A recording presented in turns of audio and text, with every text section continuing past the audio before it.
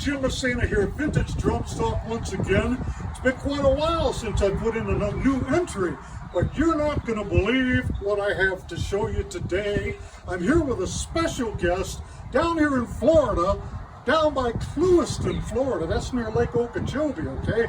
But something great is happening, and you guys are not going to believe it. It's happening again. Let me tell you all about it. I'm here with Bill Newman. Hello, Bill. How you doing, my friend? It's COVID time, but we're not wearing masks today because we're outside. Bill Newman, how you doing, my friend? Good to be here. I'm glad you're here with me. We agreed to meet. Bill lives on the other coast, on the east coast of Florida. I live on the west coast of Florida, so we met in the middle. Right in the middle. He came up with the great idea of this great park to meet at, and we're here for a special reason. Bill goes way back with drumming. He's played big band stuff and all that. But the reason we're here, because we're vintage drum collectors, is to show you some great vintage drums. Number one, Bill happens to be the owner. Now I'm telling you folks, it's happened again. Here we go of this drum right here. What do we have? Oh no! Another Slingerland Black Beauty. It's happening again. Bill has had this drum for years. I can't believe it. It's in great shape. It's missing the lever, but so what? We'll talk about that later. But Bill is going to tell us how he came across this new entry, Slingerland Black Beauty. Very rare. Bill, tell us about it. How'd you come across this drum? Well, it goes back a long, long time. As a college kid in Syracuse, New York, long about 1962, I found myself playing with a society band. Folks from upstate New York will know the name Jack Kreischer, because Jack was the music man in upstate New York in those days. Okay. And the bass player came into the gig one night with a kind of looking dirty old snare drum, and I happened in fact to be this one, which I'll talk about in a minute. This is great. Yeah, and he said, could you use something like this? This drum here. This drum here. And I said, it looks good, sure I can. I said, what you got to have for it? And he said, well, I got to have $5 for it. Now, I got to explain to you, in the 1960s, none of us were collecting drums. No, we were playing drums. But I knew that a metal drum looked like a good drum, and I knew it was a Ludwig, and I was a Ludwig guy from the beginning, so I bought it. 2 weeks later, he showed up. Apparently, this one came out of an attic somewhere in Onondaga County. 2 weeks later, this guy, whose name was Hef, showed up again with this little baby, and he says to me, guess what? He said, I found another one. Can you use more than one?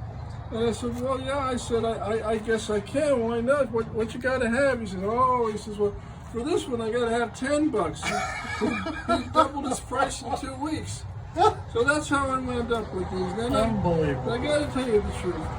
This drum I knew was a much heavier drum, but they are Slingerland Black Beauties. But I found very quickly that this drum, which officially, I think it's the Inspiration Model Ludwig 1923. You'll notice the engraving right here, and it has, everything that qualifies it as a Black Beauty, black nickel finish, and the Ludwig gold finish. In fact, these are probably pretty rare. I mean, we see Black Beauties that are fully engraved, but this is a very rare drum. $5.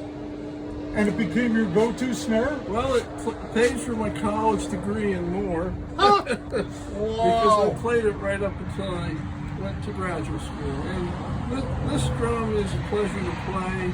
I discovered very quickly that with a pair of brushes on this drum, you could drive any band on the planet, it didn't matter. So it's been a delight to play it. And, folks have looked at me sometimes and they've said, why are you playing on that? It's an antique, it's a collectible. And I've always said, I think these instruments were meant to be played, period. That's very true.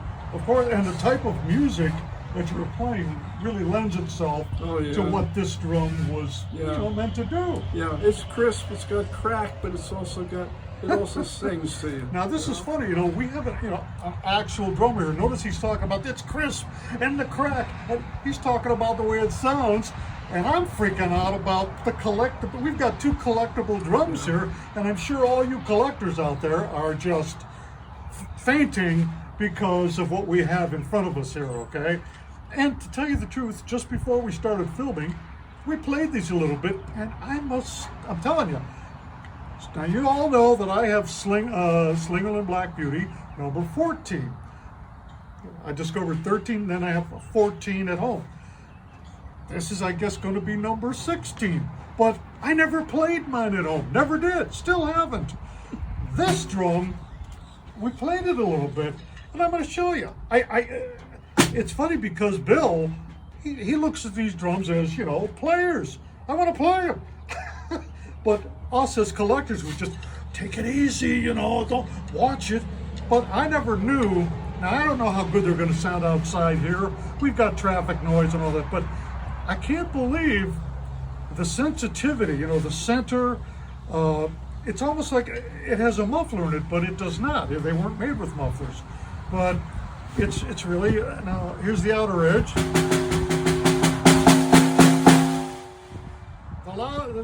The harder I hit it, the metal starts coming out, the ring. But get to the center,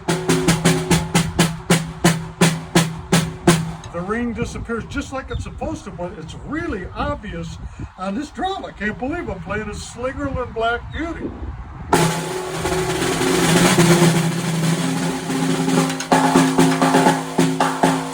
Amazing.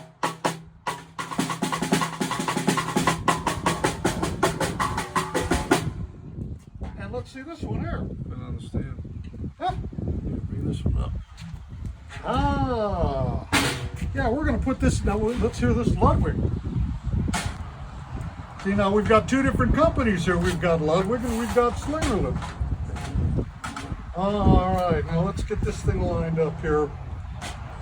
Lined up over there. Okay, let's hear Bill do the Ludwig. He's going to, all right, he wants me to do that. Now this one has a similar quality to it.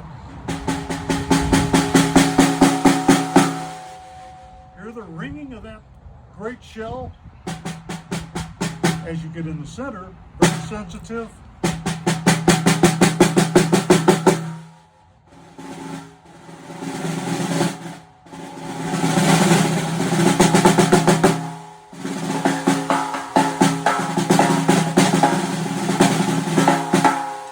Anyways, it's a pleasure to play these drums because they've been set up to play. Most of the ones that I come in contact with, you know, I never play them. You never hear a sound coming out of my drum room. And I'll tell you, this past month has really been something. Meeting Bill, acquiring another Slingerland Black Beauty, which is just insane, and seeing this great Ludwig drum. I'm telling you, it's been fascinating. We've had some great conversation here today. But of course, a lot of you know that this week I'm selling my collection, a lot of stuff from my collection. So take a look on Facebook, I'm listing it, but I'm also going to do some more about the Slingerland Black Beauty. I guess we're going to call this number 16. I think it's 16. I'm losing track. I started out with Mike Corrado. We were going to try to account for all the Slingerland Black Beauties, but seriously, I'm starting to lose track, but I know it's under 20. So thanks to Bill. I really appreciate it, my friend. My pleasure. We'll see all you folks again. Tune in, vintagedrumstalk.com.